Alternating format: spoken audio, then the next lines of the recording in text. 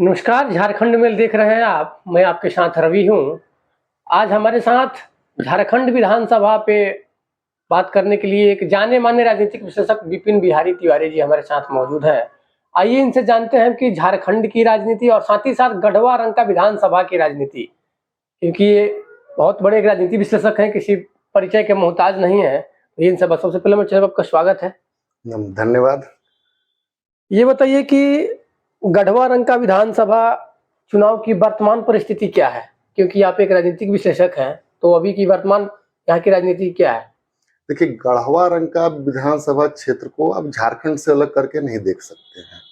तो गढ़वा रंग का विधानसभा क्षेत्र की अगर वर्तमान राजनीति को देखेंगे तो इसको दो हिस्सों में देखना पड़ेगा।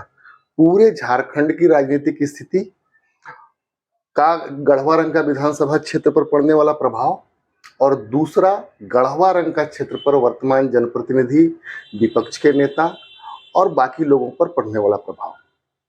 इन दोनों का अगर संयुक्त विश्लेषण करेंगे तब आप गढ़वा रंग का विधानसभा क्षेत्र के पूरी व्यवस्था को समझ पाएंगे। जहां तक आप झारखंड की राजनीतिक परिस्थिति को आप देखेंगे तो झारखंड के राजनीतिक परिस्थिति में अभी चुनाव का जो मुद्दा है वो राजनीतिक दलों के बीच का चुनाव नहीं रह गया है। झारखंड के अंदर जो चुनाव है वो दो संस्कृतियों का चुनाव है। एक तरफ सनातन सरना संस्कृति है और दूसरी तरफ बांग्लादेशी घुसपैठियों और रोहिंग्या मुसलमानों की आई हुई संस्कृति है और इन दो संस्कृतियों के बीच की चुनाव झारखंड में चल रही है। इसमें सनातन सरना संस्कृति जीतती है या फिर रोहिंग्या संस्कृति जीतती है। तो इन संस्कृतियों के चुनाव का जो चुनाव अगर हो तो सांस्कृतिक चुनाव जो है उसका प्रभाव गढ़वा पर नहीं हो, ऐसा नहीं हो सकता है। अब आप आइए गढ़वा रंग का विधानसभा क्षेत्र का। तो गढ़वा रंग का विधानसभा क्षेत्र में अगर आप देखेंगे तो 5 साल से यहाँ के मंत्री हैं मिथिलेश ठाकुर जी और दूसरे जो हैं यहाँ पर विपक्ष के अंदर गिरिनाथ सिंह जी हैं जो यहाँ पर 4 साल जनप्रतिनिधि रहे और तीसरे सत्येंद्र नाथ तिवारी जी हैं जो भारतीय जनता पार्टी के प्रतिनिधि हैं। गिरिनाथ सिंह जी का पीढ़ियों का यहाँ पर एक वर्चस्व है, एक पकड़ है, तो उसको कोई इग्नोर नहीं कर सकता है। गिरिनाथ सिंह जी यहाँ पर कई पीढ़ियों से रहे हैं। उनके पिताजी यहाँ पर लंबे समय तक इस क्षेत्र का प्रतिनिधित्व किए। लंबे समय तक गिरिनाथ सिंह जी ने यहाँ पर इस क्षेत्र का प्रतिनिधित्व किया। लोगों से पारिवारिक संबंध हैं उनके, तो उसके आधार पर गिरिनाथ सिंह जी अपने आप में एक पूर्ण है व्यक्ति। वो किस दल से लड़ रहे हैं वो महत्वपूर्ण नहीं है, गिरिनाथ सिंह जी चुनाव लड़ रहे हैं ये महत्वपूर्ण है। जैसा कि आपने संस्कृति की बात की, तो अभी हिंदुओं का सबसे बड़ा पर्व, क्योंकि झारखंड, बिहार, यूपी में लोक आस्था का महापर्व छठ है, तो छठ और दीपावली अभी हाल ही में बीता है, तो छठ आने के कारण ये चुनाव प्रचार थोड़ा सुस्त लग रहा है। क्या ऐसा ही होता है हर बार गढ़वा में या त्योहारों का प्रभाव पड़ा है कुछ? देखिए, अभी मैं ये गिरिनाथ सिंह जी के प्रभाव की बात किया। दूसरी विषय में आप आइएगा सत्येंद्र नाथ तिवारी जी का। तो सत्येंद्र नाथ तिवारी जी यहाँ पर पॉलिटिकली डोमिनेटिंग हिंदू समाज का प्रतिनिधित्व कर रहे हैं, तो कहीं ना कहीं उस सामाजिक व्यवस्था का प्रभाव और बीजेपी का जो इन्फ्लुएंस है हिंदुओं के अंदर वो काफी बढ़ा है। तो उसका भी इम्पैक्ट सत्येंद्र नाथ तिवारी जी देख रहे हैं, के अंदर दिख रहा है। और मिथिलेश ठाकुर जी 5 साल मंत्री रहे हैं तो उनका एक इन्फ्लुएंस है। हालांकि गढ़वा विधानसभा क्षेत्र में जेएमएम का कोई आधार वोट नहीं है। आधार वोट यहाँ तो गिरिनाथ सिंह जी का था या फिर बीजेपी का है। पिछली बार चुनाव में चूंकि गिरिनाथ सिंह जी भारतीय जनता पार्टी में शामिल हो गए थे, इसलिए जो आरजेडी का आधार वोट था वो मिथिलेश ठाकुर जी के साथ शिफ्ट हो गया था। लेकिन इस बार गिरिनाथ सिंह जी चुनाव में है, तो क्या गिरिनाथ सिंह के पुराने आधार वोट को मिथिलेश ठाकुर अपने पास रख पाएंगे, और रख पाएंगे तो कितना प्रतिशत रख पाएंगे, ये देखने वाला महत्वपूर्ण विषय होगा। और तीसरी चीज, आप जो त्योहारों के प्रभाव की बात कर रहे हैं कि त्योहारों के बीच में ये चुनाव प्रचार, चुनाव अभियान पे असर पड़ रहा है या नहीं पड़ रहा है, मैं त्योहारों के को इस रूप में देख रहा हूं कि त्योहार का, खास करके छठ का, इस चुनाव पर बहुत गहरा प्रभाव पड़ने जा रहा है। भले राजनीतिक दल इसको ध्यान में रखें या न रखें, लेकिन बहुत गहरा प्रभाव पड़ेगा, क्योंकि पलायन की भूमि गढ़वा जानी जाती है। पूरे झारखंड के पलायन की भूमि गढ़वा है। गढ़वा से 40 से 50 हजार लोग, चूंकि गढ़वा में रोजगार उपलब्ध नहीं है, पलायन करके गुजरात में, महाराष्ट्र में, दिल्ली में वर्कआउट करते हैं। वहां पर रोजगार, पंजाब भी जाते हैं। इंडस्ट्रियल वर्कर का सबसे बड़ा हब गढ़वा है। और चूंकि गढ़वा के अंदर कोई पिछले 5 साल में आप देखिए कोई इंडस्ट्रियल ग्रोथ के लिए कोई प्रयास भी नहीं हुए हैं। तो वो जो पलायित मजदूर है दूसरे स्टेट में जाके वहां पर जो इन्फ्लुएंस देख रहा है, और अभी छठ के अंदर आप मान के चलिए उन 50,000 लोगों में से लगभग 30,000 हिंदू रिटर्न आया है छठ पूजा के लिए गढ़वा पलामू के अंदर। 30 से 35,000 गढ़वा जिला के अंदर। तो वो हिंदू जो दूसरे स्टेटों में डेवलपमेंट वर्क कर रहा है और अपने यहाँ अगर आया है, और वो सब जो भी आया है चुनाव के बाद वोट दे के जाएगा। तो दिखता तो नहीं है कि चुनावों के ऊपर त्योहार का प्रभाव नहीं पड़ेगा, लेकिन विपक्ष को लड़ना होगा इस चीज से कि जो इतनी बड़ी हिंदू आबादी छठ पूजा में आई है, उस हिंदू आबादी को कैसे काउंटर करेगी। देखिए, जैसे कि आपने कहा कि मंत्री मिथिलेश ठाकुर जी का कोई आधारभूत नहीं है, जबकि वो यहाँ मंत्री हैं, वर्तमान में विधायक भी हैं। तो फिर आपने जैसा कि ये भी कहा कि त्योहार में जो लोग बाहर से आए हुए हैं, तो क्या उनका प्रभाव पड़ेगा क्या? क्योंकि जो बाहर से आए हैं, कहीं वो रोजगार नहीं है उनको, तो क्या इसका वोट जो देंगे बहुत बड़ा वो कहीं ना कहीं वो साबित होगा कि एक टर्निंग पॉइंट हो सकती है क्या उनकी वोट? नहीं, आधारभूत व्यक्ति के रूप में व्यक्ति का नहीं होता है। नहीं, क्योंकि आपने 40-50 हजार की बात की, तो क्या वो टर्निंग पॉइंट हो सकता है क्या उनका, मतलब करना करेंगे वो? पहली चीज, आधारभूत दल का होता है, जेएमएम का कोई आधार नहीं था। मिथिलेश ठाकुर एक व्यक्ति हैं और चुनाव दल लड़ रहा है, उसको यहाँ पर वो रिप्रेजेंट कर रहे हैं। जेएमएम का यहाँ पर कोई आधारभूत नहीं था। पिछली बार चुनाव वो आरजेडी के आधारभूत से जीते थे, और इस बार यहाँ गिरिनाथ सिंह का आधारभूत इसलिए है क्योंकि वो इस विधानसभा क्षेत्र को स्वतंत्रता से लेके और अभी तक उनका परिवार प्रत्यक्ष या परोक्ष रूप से गढ़वा की राजनीति में इन्फ्लुएंस करता रहा और रिप्रेजेंट करता रहा है, इसलिए उनका आधारभूत है। और बीजेपी के पास कैडर है, बीजेपी का हर बूथ पे कार्यकर्ता है, तो बीजेपी का आधारभूत है। जेएमएम का आधारभूत नहीं था, लेकिन चूंकि पिछली बार आरजेडी का आधारभूत शिफ्ट हो गया था जेएमएम के साथ, उसके लाभ से वो जीते थे। तो इस बार वो प्रभाव होगा या नहीं कहना मुश्किल है।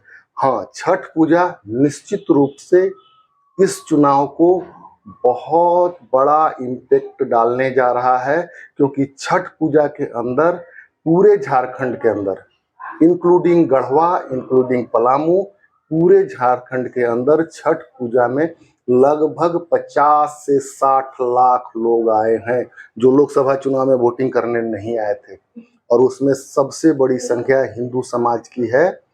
और अभी जो दुर्गा पूजा के अंदर मूर्ति रोकने और इस तरह की घटनाएं हुई, इसके अंदर एक हिंदुओं के अंदर रोष तो है, और उसका कहीं ना कहीं इम्पैक्ट विपक्ष को सत्ता पक्ष को झेलना पड़ रहा है, और उसका वो क्या काउंटर करते हैं ये देखने वाली चीज होगी। हालांकि मंत्री मिथिलेश ठाकुर जी या उनकी गठबंधन लगातार विकास की दावे कर रहे हैं, तो क्या मंत्री मिथिलेश ठाकुर जी को, विधायक या उनके महागठबंधन को सरकार क्यों नहीं आनी चाहिए दोबारा से?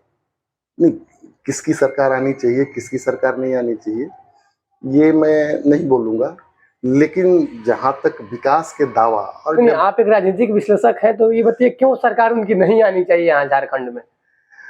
उनकी सरकार, देखिए कई चीजें हैं, अगर आप देखिएगा तो विकास का दावा, डेवलपमेंट का दावा करना और डेवलपमेंट होना दो अलग अलग विषय हैं। अब आपको मैं कुछ उदाहरण देता हूँ। गढ़वा हॉस्पिटल, कोविड काल में गढ़वा हॉस्पिटल के अंदर आपके लाइफ सपोर्टिंग सिस्टम आए और सारा चीज आया, लेकिन वो इक्विपमेंट आज तक चालू नहीं हो पाया है। आप 2000 कोविड काल के समय 2 ग्राउंड थे गढ़वा के अंदर। गढ़वा के अंदर एक बेहतरीन डिस्ट्रिक्ट टीम थी क्रिकेट की, क्रिकेट खेला करती थी। दोनों ग्राउंड को इस तरीके से इंगेज कर दिया गया कि आज गढ़वा के अंदर स्पोर्ट्स एक्टिविटी पिछले 3-4 साल से पूरी तरह बंद पड़ी हुई है। जहां तक पिछले चुनाव में जेएमएम ने वादा किया था कि 25,000 करोड़ रुपए से गढ़वा को इंटरनेशनली वेरी स्ट्रॉन्ग सिटी के रूप में डेवलप करेंगे, अंतर्राष्ट्रीय स्तर का शहर बनाएंगे, लेकिन 5 वर्ष में गढ़वा में एक डंपिंग यार्ड नहीं बन पाया। आप कल्पना कीजिए, जिस शहर के अंदर एक डंपिंग यार्ड नहीं बन पा रहा हो, वो शहर अंतर्राष्ट्रीय शहर का मुकाबला कैसे करेगा। छत्तीसगढ़ बगल में स्टेट है, लोग अंबिकापुर जाते हैं, लोग रामानुजगंज जाते हैं, वहाँ का क्लीननेस देख के लोग, गढ़वा के लोग शर्मिंदगी महसूस करते हैं। तो कहीं ना कहीं इन सब चीज़ों का इम्पेक्ट तो मतदाताओं के ऊपर पड़ेगा ही। कल माननीय प्रधानमंत्री जी गढ़वा आ रहे हैं, क्या उनके आने से चुनावी माहौल बदलेगा, कितना प्रभाव पड़ेगा? देखिए, प्रधानमंत्री जी गढ़वा जिला के अंदर, गढ़वा जिला बनने के बाद गढ़वा के अंदर पहली बार प्रधानमंत्री आ रहे हैं। बिल्कुल बिल्कुल। पहले इंदिरा गांधी जी एक बार आई थी, लेकिन वो आदित्य बिरला जी के आगरा के ऊपर बिरला इंडस्ट्रीज का उद्घाटन करने के लिए आई थी। और उस समय गढ़वा जिला भी नहीं था। और उस समय गढ़वा जिला भी नहीं था। तो पहली बार प्रधानमंत्री आ रहे हैं, तो 2 चीजें हैं। पहली चीज, गढ़वा के अंदर आइडियोलॉजिकली प्रधानमंत्री जी को फॉलो करने वालों की संख्या बहुत बड़ी है, तो एक तो वो आइडियोलॉजिकल इम्पैक्ट डालेंगे, और दूसरा, प्रधानमंत्री पहली बार गढ़वा आ रहे हैं, तो गढ़वा के लोगों के अंदर उत्साह, आप मतलब उस उत्साह को आप शब्दों में बयान नहीं कर सकते हैं। बहुत बड़ी संख्या है, और निश्चित रूप से प्रधानमंत्री जी के आने के बाद गढ़वा के अंदर इम्पैक्ट तो आएगा ही। वोटों का विकेंद्रीकरण जो है, उसको वो सेंट्रलाइज करने में कैपेबल हैं, और उनके आने से नो डाउट बीजेपी का गढ़वा में जीत का मार्जिन बढ़ेगा। देखिए, मैं तब से लगातार क्षेत्रों में घूम रहा हूँ, तो क्या उनके आने से, जैसे कि कुछ लोग कह रहे हैं कि उनके आने से हिंदू मुस्लिम, क्या ऐसा है क्या कुछ कि हिंदू मुस्लिम होने जा रहा है, या फिर कुछ ऐसा? बात हिंदू मुस्लिम की नहीं है। बात, पहले मैं, आप जब इंटरव्यू शुरू किए थे उसमें मैं बोला कि यहाँ 2 संस्कृतियों का चुनाव है। बिल्कुल बिल्कुल। और प्रधानमंत्री भारतीय संस्कृति को, सनातन सरना संस्कृति को रिप्रेजेंट करते हैं, इसमें कोई 2 मत नहीं है। भारत की संस्कृति सनातन संस्कृति है, सनातन सरना संस्कृति है। प्रधानमंत्री उस अपने सनातन सरना संस्कृति की ही बात करेंगे। दूसरी आयातित संस्कृति जो लोगों के ऊपर थोपा जा रहा है, उसकी बात वो नहीं करेंगे। लेकिन जो इन्फिल्ट्रेशन हो रहा है अदर स्टेट में, वो मुद्दा है गढ़वा में। 2019 से पहले गढ़वा के अंदर कभी भी हिंदुओं के धार्मिक त्योहार में हिंड्रेंस नहीं हुआ, लेकिन हर साल, एक साल एक जगह पर होता है, दूसरे साल 2 जगह पे होता है, तीसरे साल 3 जगह पे होता है, इस साल 4 जगह पे हुआ। तो ये अगर हिंड्रेंस हो रहे हैं, तो हिंदू मुसलमान होने की बात नहीं है। सिर्फ मुसलमान की पहले चुनाव होती थी, अभी हिंदू मुसलमान अगर होता है तो कोई बड़ा विषय नहीं होगा। और प्रधानमंत्री हिंदू मुसलमान करने के नहीं आ रहे हैं। बिल्कुल, सबका साथ, सबका विकास और सबका विश्वास, तो उनका नारा है। गढ़वा में सबसे ज्यादा प्रधानमंत्री ग्राम आवास की अगर आप बात करेंगे, तो वो मुस्लिम समाज को मिला है प्रधानमंत्री आवास।